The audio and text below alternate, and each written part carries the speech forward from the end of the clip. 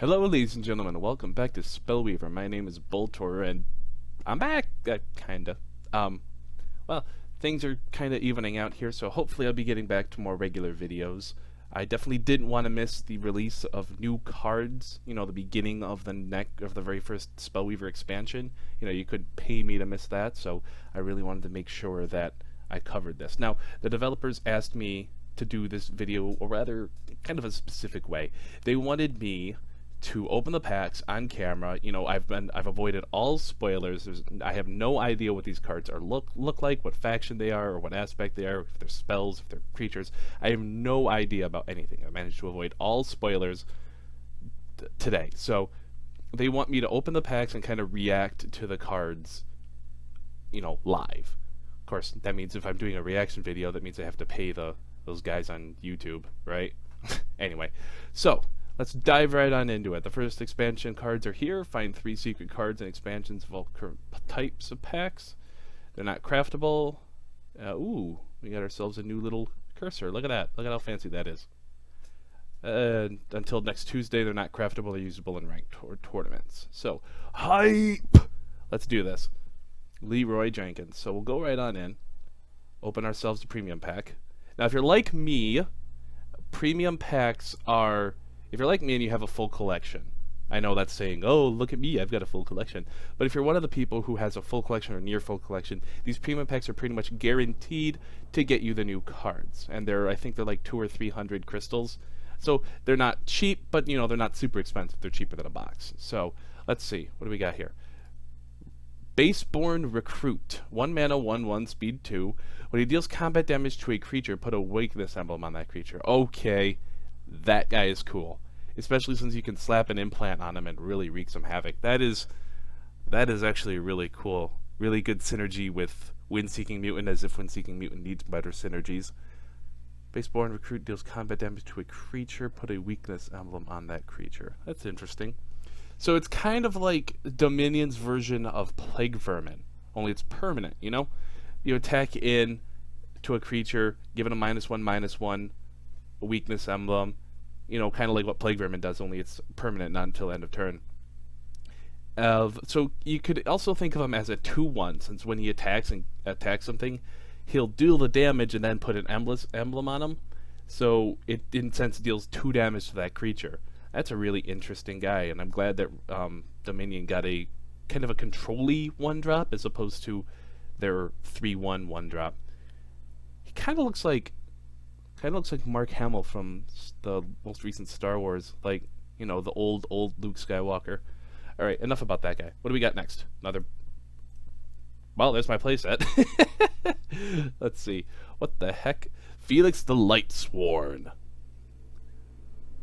He's 3 mana, 3/3, speed 2, legendary, rare. So the first one was a common, this one's a rare. Support. As long as Felix is on the support line, it can't be chosen as a target of an enemy's spells, hero skills, cards, or card powers. At the start of your turn, move Felix to the front line. And I'm assuming what that says down there at the bottom is if you meet these requirements in your levels, like you have 2 order and 2 generic, then he's a 4/5 as opposed to a 3/3. This guy's going to be really good. This guy's going to be really good, especially since you can move him to the support row and he's pretty much untouchable. You know what I mean? If he's on the support row, then all of a sudden he can't be targeted, and obviously you can't attack him. So the only thing that kills him really is Cataclysm or Firestorm. Or I guess if you throw enough Fire Blasts at the back row, you know what I mean? So it's actually going to be really hard to deal with this guy. And he kind of looks like Nicolas Cage. Yeah, I'm calling him Nicolas Cage from now on. He is Nicolas Cage the Lightsworn. Nicolas Cage, ladies and gentlemen. Nicolas Cage. Alright. Oh, whoa. Okay. Void Touched Subordinate. Can't attack. 2 mana, 1 level, 0/3, speed 3. You have to pay corruption to activate his ability? Oh. Can't attack at the start of your turn, decay 2 cards, pay 1 corruption, or if you have corruption, I believe this is going to be. If you have a corruption level, When Void Touch Subordinate engages in combat with a creature, that creature becomes a copy of it at the end. Okay, I'm a little confused. This might be either like just bad wording or just a typo kind of thing. When Void Touch Subordinate engages in combat with a creature, that creature becomes a copy of it at the end of combat. I'm going to assume that means that Void Touch Subordinate becomes a copy of whatever creature it engages in combat with at the end of the combat. Okay.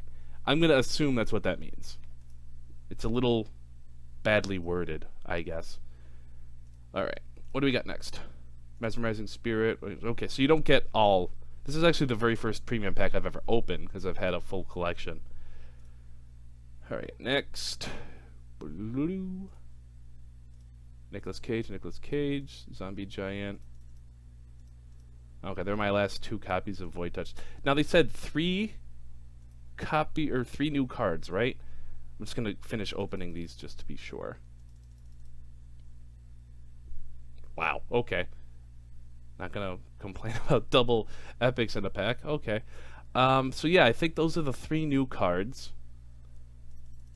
Something in the back of my mind was telling me 4 cards, but if I actually read the thing at the beginning, 4, 3 new cards.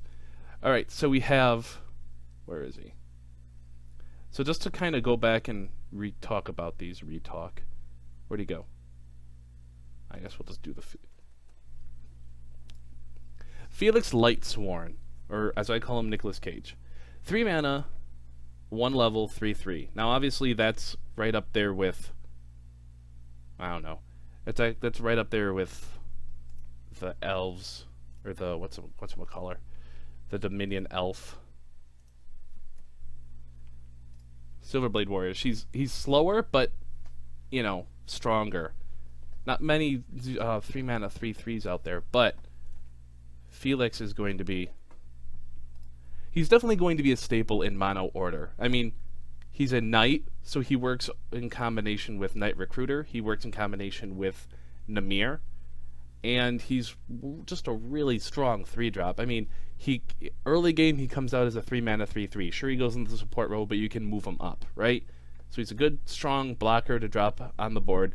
Then if you happen to hit the 4 levels, and say you're playing a 2-aspect deck, like Order Rage or Order Dominion type deal, which a lot of soldier decks are Order Dominion, he comes out as a 4/5. You can still move to the front row in order to engage. Although, you might as well just play him in the back row and pass, because he moves himself to the front row, at the start of your next turn. So you play him, he sticks because he can't be targeted, and then you drop him, and then he jumps to the front row, and you can start killing people with him. Really strong, really cool, really big fan of this guy. We've got the Void... Oh, right, this card I'm just a little confused about. I mean, maybe I'm just reading it wrong. Hang on. No. Void Touch Subordinate.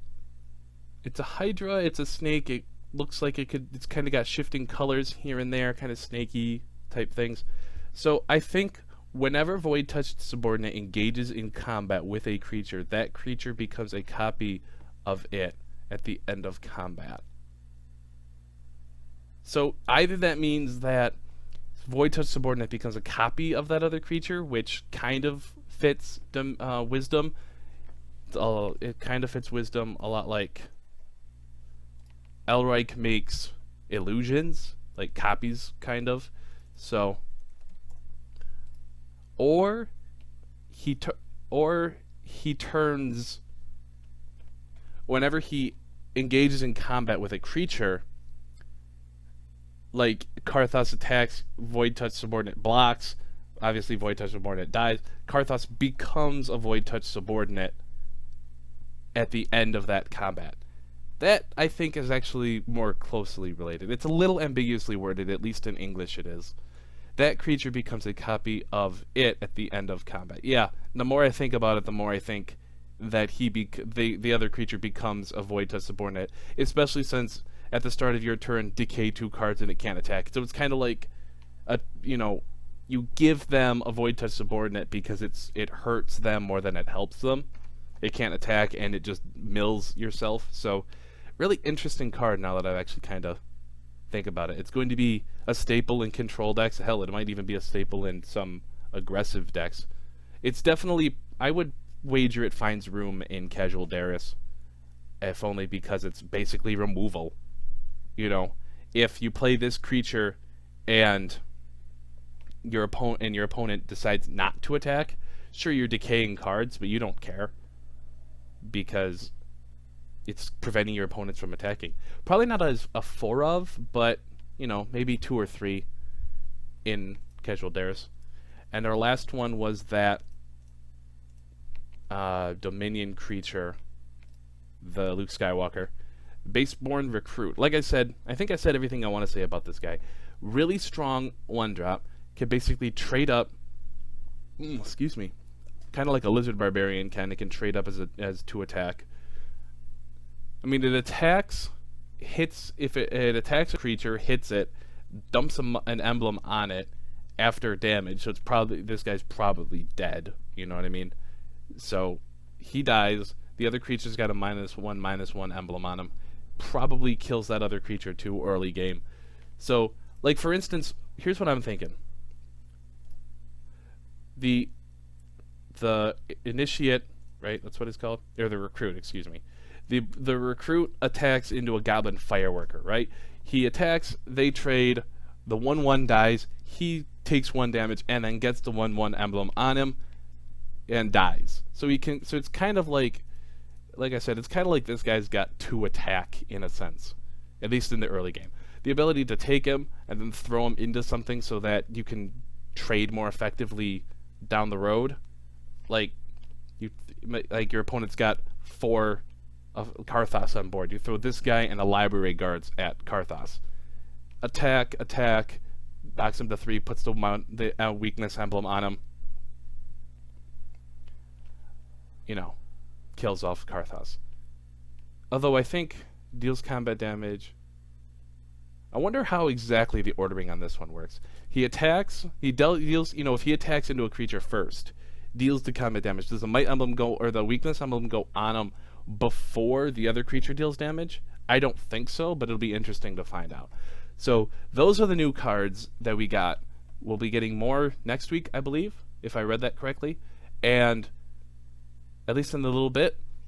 Thank you everyone so much for watching. There will be some channel updates coming up because I'm going to be, there's actually I actually have kind of a big announcement for my channel, but we still kind of gotta wait for some things to come in and for everything to kind of get hammered out. But yeah, big announcement for my channel, and I'll make sure to make a video about that. I'm hopefully back to making videos regularly. I can't say for sure because I'll be starting a new job and a few other issues about my life are just not exactly hammered out just yet. So I'm going to hope to aim for 2 videos a week. I don't know what those days will be because I don't know what my work schedule at my new job will be. So yeah, let's hope that this all works out well for me and everyone. So, you know, but you know, primarily I'm going to focus on myself because that's what human beings do. So I hope the audio on this video wasn't too quiet. I'm going to try something to try and boost it, but for some reason YouTube likes to mute my videos. They sound fine before I put them on YouTube, and then I put them on YouTube and they're super quiet. Don't know why, can't figure it out, but YouTube doesn't exactly have their heads removed from their own keysters. So thank you everybody so much for watching. May the cards rise to meet you and bring good RNG to your enemies' enemies.